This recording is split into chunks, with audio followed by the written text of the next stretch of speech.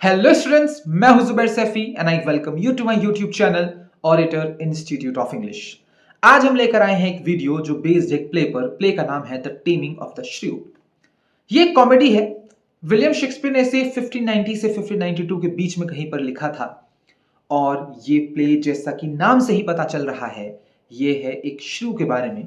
एक जिद्दी लड़ाकू लड़की जिसको टेम करने की कोशिश हो रही है। मेन कहानी में एक हस्बैंड है जो अपनी वाइफ को सबमिसिव बनाने की कोशिश कर रहा है, ऑबिडियंट वाइफ बनाने की कोशिश कर रहा है। क्या वो उसमें कामयाब हो जाएगा या नहीं, यही इस प्ले की मुख्य कहानी है। ये प्ले एग्जाम्पल है एक बहुत ही इंपॉर्टेंट लिटरेरी टेक्निक का, जिसे हम इंडक्शन कहते हैं। इंडक्शन का एक आम भाषा में मतलब होता है इंट्रोडक्शन, प्रस्तावना। जब आप स्टेज पर इसे देखेंगे तो स्टेज पर एक कहानी चलेगी जिसमें क्रिस्टोफर स्लाय नाम का एक आदमी होगा, और वो कहानी आपको सिर्फ इसलिए दिखाई जाएगी एज एन इंडक्शन ताकि आपको मेन कहानी की थीम समझाई जा सके। तो ये उसका भी बहुत अच्छा एग्जाम्पल है। बाकी की बातें आपको वीडियो में समझ में आ जाएगी। ये बहुत इंपॉर्टेंट प्ले है, ये बहुत फेमस प्ले है, और कंट्रोवर्सी भी इसके साथ जुड़ी हुई है। बहुत सारे लोग इस प्ले को मिसोजिनिस्टिक कहते हैं कि ये स्त्री विरोधी प्ले है। अब ये स्त्री विरोधी प्ले है या नहीं, इस बात को तो आप ही तय करेंगे इस वीडियो को देखकर। तो स्टार्ट करते हैं बिना टाइम को वेस्ट करे द टेमिंग ऑफ द श्रू। वीडियो को आगे बढ़ाने से पहले, यूपीटीजीटी का एक नया बैच 9 दिसंबर से स्टार्ट हुआ है, जो संभवतः आखिरी बैच हो सकता है अप्रैल से पहले। इसके बाद एक बैच में बनाने की कोशिश करूंगा अगर मुझे लगेगा कि मैं उसे कंप्लीट करा पाऊंगा। अदरवाइज यही एक लास्ट बैच है TS16। अगर आप में से कोई कोर्स ज्वाइन करना चाहता है तो हमसे व्हाट्सएप पर कांटेक्ट कर सकता है, या हमारा ऐप डाउनलोड कर सकता है गूगल प्ले स्टोर से। सिंपली सर्च कर ऑरेटर इंस्टीट्यूट। ऐप का लिंक जो है वो डिस्क्रिप्शन बॉक्स में भी है। बाकी यूपीटीजीटी की test series, crash course, grammar, इन सब के वीडियोस भी ऐप पर हैं। एलडी ग्रेड का रिकॉर्डेड बैच भी ऐप पर है, पीजीटी का रिकॉर्डेड बैच भी ऐप पर है। तो जस्ट डाउनलोड द ऐप। इसके अलावा ऐप पर बहुत जल्दी एक फ्री टेस्ट होने वाला है यूपीपीजीटी का।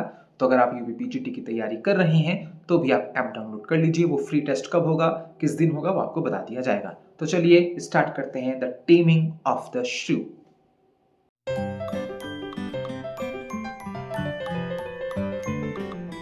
द टेमिंग ऑफ द श्रू की शुरुआत एक इंडक्शन यानी प्रस्तावना से होती है। इसमें हमें क्रिस्टोफर स्लाय नाम का एक कैरेक्टर मिलता है। स्लाय एक तांबे के बर्तन बनाने वाला टिंकर यानी कि ठठेरा है, और शराब पीने का बहुत शौकीन है। कहानी की शुरुआत में उसे एक शराब खाने यानी कि एल हाउस से बाहर फेंका जा रहा है। शराब के नशे में धुत होकर वह एक अमीर लॉर्ड के घर के बाहर जाकर सो जाता है। जब वह लॉर्ड शिकार से लौटता है तो स्लाय को देखता है और उसके साथ एक मजाक करने का प्लान बनाता है।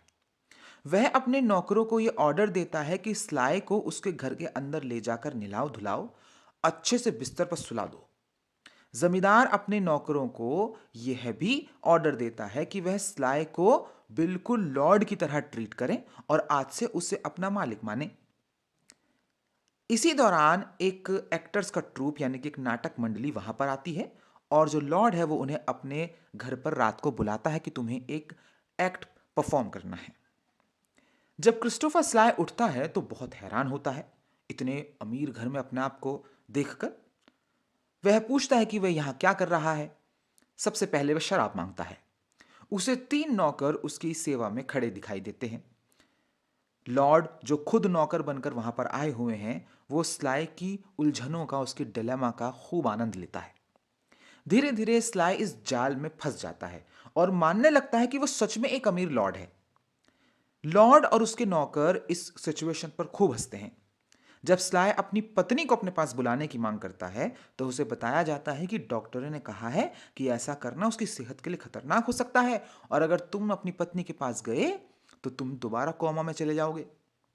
स्लाय इस डर से मान जाता है और पत्नी का इंतजार करने की बजाय प्ले देखने के लिए तैयार हो जाता है जो वह नाटक मंडली पेश करने वाली है।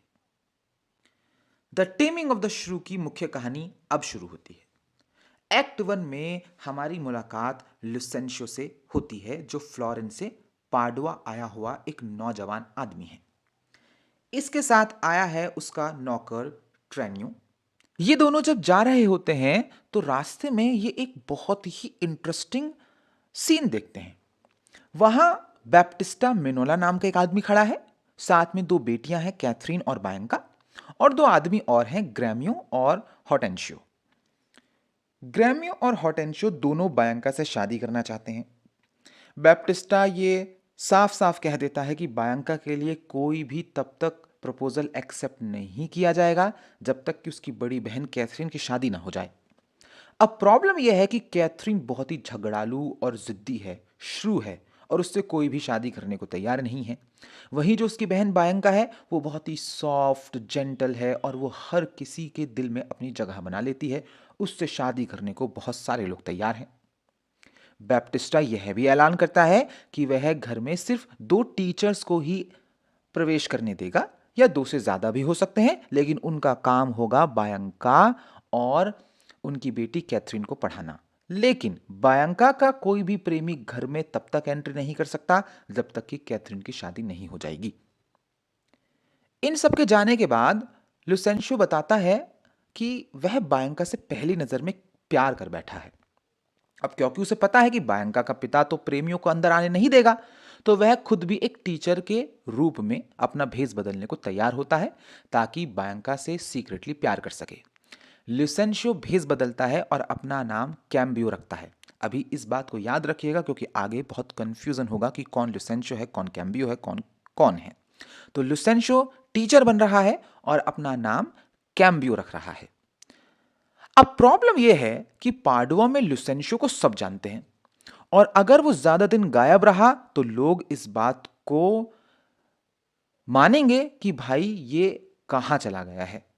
ये नजरअंदाज नहीं किया जा सकता कि लुसेंशियो जैसा एक फेमस आदमी इतने दिन गायब रहे। तो वह अपने नौकर ट्रेनियो से कहता है कि तू मेरा भेष बदल ले, यानी तू लुसेंशियो बन जाए। अब आगे बढ़ने से पहले मैं फिर आपको यह बात याद दिला रहा हूं कि जो लुसेंशियो है वो कैम्बियो नाम का एक टीचर बन चुका है, और जो उसका नौकर है ट्रेनियो वो अब अपना मालिक यानी कि लुसेंशियो का भेष बदले हुए है। थोड़ी देर में हमारे सामने एक नया कैरेक्टर पेश होता है। वो वेरोने से आया हुआ एक जेंटलमैन है जिसका नाम है पेट्रिशियो, और वह भी अपने एक नौकर ग्रूमियो के साथ आया है। पेट्रिशियो एक अमीर पत्नी की तलाश में अपनी किस्मत आजमाने आया है। उसकी मुलाकात अपने दोस्त हॉटेंशियो से होती है और उसे हॉटेंशियो बताता है कि मैं एक अमीर महिला को जानता हूं जो मोटा दहेज लेकर आएगी। ठीक, लेकिन बस प्रॉब्लम एक है कि वो एक श्रू है, जिद्दी है, बदतमीज है। पेट्रिशियो कहता है कि उससे कोई फर्क नहीं पड़ता कि महिला कितनी जिद्दी है, उसे लगता है कि वो कितनी भी बड़ी जिद्दी महिला को संभाल सकता है, बशर्ते उसका दहेज अच्छा होना चाहिए। हॉटेंशियो कहता है कि दहेज की जिम्मेदारी मैं लेता हूं, कि दहेज तो वाकई बहुत अच्छा है। हॉटेंशियो अब यहां अपनी दाल गला रहा है। हॉटेंशियो को लगता है कि अगर पेट्रिशियो ने कैथरीन से शादी कर ली तो वह बायंका से शादी कर पाएगा। मिनोला के घर जाने से पहले हॉटेंशियो पेट्रिशियो से ये अपील करता है कि जब वह बैप्टिस्टा के सामने जाए तो वह उसका इंट्रोडक्शन एज ए टीचर कराए, और हॉटेंशियो भी अपना भेष बदलता है और एक नया टीचर बनता है और अपना नाम रखता है लिशियो। अब ध्यान रखिएगा, दो टीचर हो गए हैं, लुसेंशियो जो कैम्बियो बना है और हॉटेंशियो जो लिशियो बना है। पेट्रिशियो कहता है ठीक है, मैं तुम्हारा जो इंट्रोडक्शन है वो मैं लिशियो के रूप में करा दूंगा, तुम भी एक टीचर बन जाना घर पर। अब रास्ते में जा ही रहे होते हैं कि रास्ते में इनकी मुलाकात ट्रेनियो से होती है जो लुसेंशियो बना हुआ है। अब वो भी ये कहता है कि मुझे भी भाई उस घर में एंट्री चाहिए और मेरे लिए भी आप कोई रास्ता खोल दें। तो हॉटेंशियो कहता है ठीक है, आप भी हमारे साथ चलिए, आप भी एज अ टीचर हमारे पास पहुंच सकते हैं। अब ये सारे के सारे लोग, जितने भी ये सारे के सारे लोग हैं, ये बैप्टिस्टा मिनोला के घर पर पहुंच जाते हैं, और सबका अपना अपना एक एम है। कोई शादी करना चाहता है कैथरीन से और बाकी लोग शादी करना चाहते हैं बायंका से। दूसरे एक्ट की शुरुआत में केट अपनी बहन बायंका को घसीटते हुए स्टेज पर आती है, जिससे ऑडियंस को यह देखने का मौका मिलता है कि उसके गुस्से और कड़वाहट की वजह क्या है। बायंका क्लियरली अपने पापा की फेवरेट है और केट इस बात से चिढ़ती है। जल्दी ही बैप्टिस्टा भी स्टेज पर आते हैं और लड़कियां चली जाती हैं। सभी प्रेमी यानी कि लुसेंशियो जो कैम्बियो बना है, ट्रेनियो जो लुसेंशियो बना है, हॉटेंशियो जो लीशियो बना है, ठीक है, और इनके जो और नौकर हैं जैसे कि पेट्रियुशो का नौकर है, ग्रूमियो, और इसके अलावा ग्रैमियो जो एक दूसरा इंसान था, ये सारे लोग वहां पर खड़े हुए हैं बैप्टिस्टा के घर पर। वो इनके आने का रीजन पूछता है बैप्टिस्टा, तो वो बताते हैं कि हम इसलिए आए हैं, ये दो टीचर हैं, ठीक है, और ये हमारे साथी हैं। बैप्टिस्टा इन टीचर्स के तोहफे स्वीकार करता है और अपने काम शुरू करने की इजाजत दे देता है कि ठीक है, अब तुम मेरी बेटियों को पढ़ा दो। इसके बाद जब ये लोग चले जाते हैं तो वह पैट्रिशियो के साथ बात करता है और दहेज पर चर्चा करता है कि तुम्हें कितना दहेज चाहिए। वो बताता है कि मैं तुम्हें दहेज में ये सारी चीजें दूंगा, लेकिन शादी तुम्हारी तभी होगी जब मेरी बेटी कैथरीन कहेगी कि मुझे पैट्रिशियो पसंद आया। पैट्रिशियो इस बात को मान लेता है। पैट्रिशियो और केट की पहली मुलाकात होती है। दोनों के बीच बहुत ही तीखे और बहुत ही बदतमीजी वाले अपशब्दों का इस्तेमाल होता है।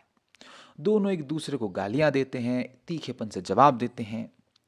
पैट्रिशियो केट के इस जोरदार विरोध के बावजूद कि उसे उससे शादी नहीं करनी है, बिना हारे यह आकर ऐलान करता है कि उनकी शादी संडे को होगी। और अपनी इज्जत बचाने के लिए, क्योंकि केट तो उससे बहुत चुनौती दे रही है, केट तो उसके साथ बहुत बदतमीजी कर रही है, अपनी इज्जत बचाने के लिए पैट्रिशियो यह भी दावा करता है बाहर आकर सारे मर्दों में कि केट अंदर से एकदम भेड़ के बच्चे जैसी नरम है। बस वो बाहर बाहर से दिखावा करती है कि वो कितनी श्रू है, वो कितनी बदतमीज है, और मैंने इस बात के लिए सहमति दी है उसे कि तुम आइंदा भी सबके सामने पब्लिकली ऐसी ही रहना, श्रू ही रहना। बैप्टिस्टा वो इस बात से सेटिस्फाई है कि उसकी बड़ी बेटी का रिश्ता हो गया है। वह अपनी छोटी बेटी की शादी पर अब ध्यान देना शुरू करता है।